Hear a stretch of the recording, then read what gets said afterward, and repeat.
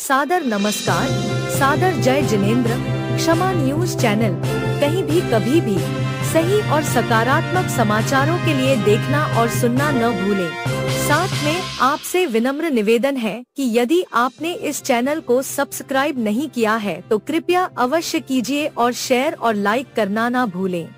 संत शिरोमणि परम पूज्य आचार्य श्री विद्यासागर जी महाराज के शिष्य पूज्य जैन मुनि श्री प्रमाण सागर जी महाराज वर्तमान में भोपाल मध्य प्रदेश में विराजमान हैं।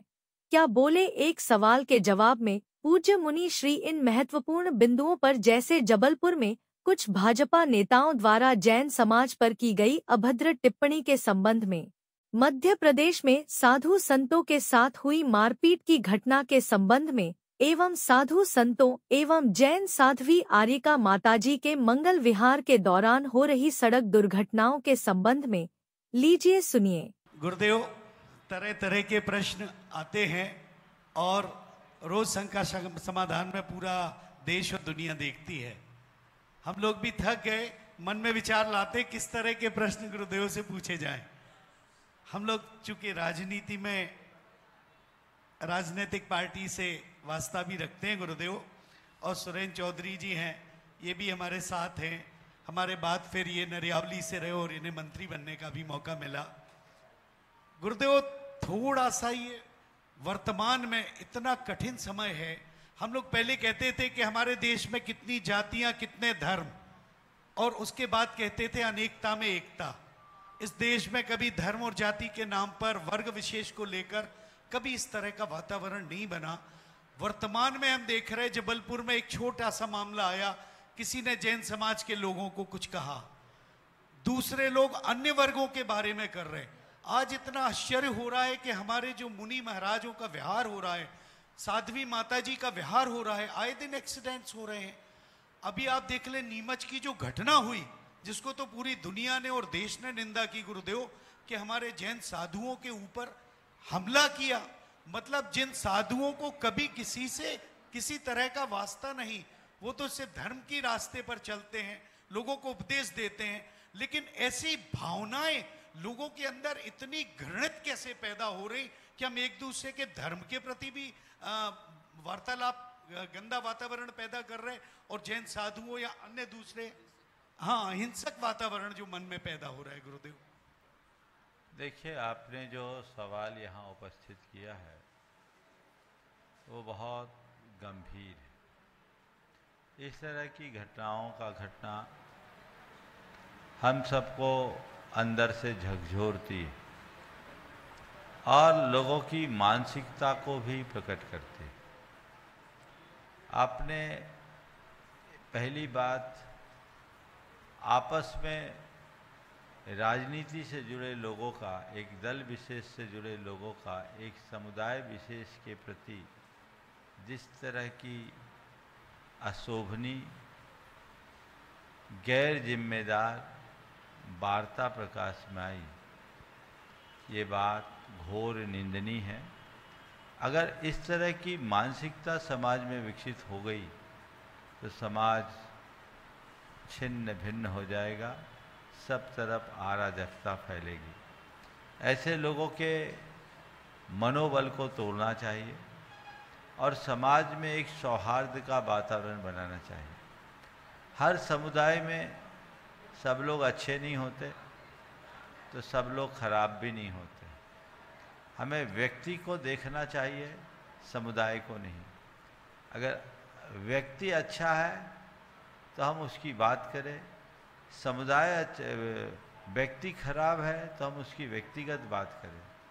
समुदाय से किसी को नहीं जोड़ना चाहिए, क्योंकि इस तरह से जोड़ देने से हमारे सामने बहुत विषम परिणाम उत्पन्न होते हैं और ये समाज में कुछ लोग विष बोने का काम कर रहे हैं। पूरा वातावरण विषाक्त हो रहा है। हमें ऐसे लोगों का पुरजोर विरोध करना चाहिए और उन्हें इस बात का एहसास कराना चाहिए कि हम लोग चाहे जो बातें सुनने के लिए आप सक्षम नहीं हैं, समाज जागरूक है अपने अधिकारों के प्रति और अपने गौरव गरिमा को बचाने के प्रति, ये बात होनी चाहिए। दूसरी बात, साधुओं पर उपसर्ग, ये बहुत ही असंवेदनशील प्रकरण है, वो बड़ी क्रूरता का एक रूप है। हमने पहले भी इस घटना पर अपना मंतव्य प्रकट किया। हमें अब ये सुनिश्चित करना चाहिए कि भविष्य में इसकी पुनरावृत्ति ना हो सके। इसके लिए हम प्रशासन को कोशे और लोगों को जवाब दे, ये बात की बात है। चाहे साधुओं का विहार हो या प्रवास, समाज की ये जिम्मेदारी होती है कि वे अपने स्तर पर उनकी सुरक्षा का प्रबंध करें। साधु समाज जब भी विहार करता है तो समाज को चाहिए कि उनके निवास स्थल को देखे, वहाँ की लोकेलिटी को देखे, सुरक्षित और निरापद स्थान पर ही उनका प्रवास कराए और विहार के समय प्रशासन को पूर्व सूचना दे, आगे पीछे पुलिस की व्यवस्था हो और समूह में एक जत्थे के साथ साधुगण विहार करें। जिस तरह की सड़क पर दुर्घटनाएं आजकल घटने लगी है, ये बहुत ही गंभीर है, विचारणीय है और इसके लिए समूह में अगर साधु संतों का विहार हो तो बच सकता है। बल्कि आप लोग इतने गाड़ी घोड़ा लेकर के चलते हैं, पीछे एक कोई ऐसा बड़ा वाहन होना चाहिए जिसकी ओट में वो चले ताकि सीधे से कोई अटैक न कर सके। ये व्यवस्था सबको बनाकर चलना चाहिए। एक सलाह मेरी और है कि आजकल सड़कों का जाल बहुत अच्छा बिछ गया, तो मुख्य सड़कों को गौन करके, चूँकि बहुत ट्रैफिक होता है, साइड के सड़कें जैसे खासकर प्रधानमंत्री ग्राम विकास से संबंधित है, साधुओं को ऐसे सर्विस रोड है और ग्राम सड़क योजना के तहत साइड के रोड बहुत होते हैं जो अगर सर्च करने पर लगभग दूरी समान ही होती है, तो उस तरह के क्षेत्रों को भी प्रमुखता से देना चाहिए। समाजों को चाहिए कि वो साधुओं का एक स्थान से दूसरे स्थान तक का विहार पूरी तरह से निरापद सुनिश्चित करे। समाज ये नहीं करेगी तो बड़ी दिक्कत होती है, प्रशासनिक बातें होती है, कोई घटना घटती है, लोग हल्ला मचाते हैं, थोड़े दिन प्रशासन सक्रिय होता है, बाद में वही हाल हो जाता है। तो प्रशासन को भी हमें सचेत करना चाहिए और अपनी तरफ से भी जागरूकता होनी चाहिए। कई बार तो ऐसा भी देखने में आया है कि साधुओं का विहार हो जाता है, प्रशासन को कोई सूचना नहीं होती, तो ये भी गड़बड़ है। प्रशासन को व्यवस्थित सूचना देनी चाहिए। आज के समय में अनियोजित विहार नहीं होना चाहिए, नियोजित विहार होना चाहिए, पूर्व निश्चित विहार होना चाहिए।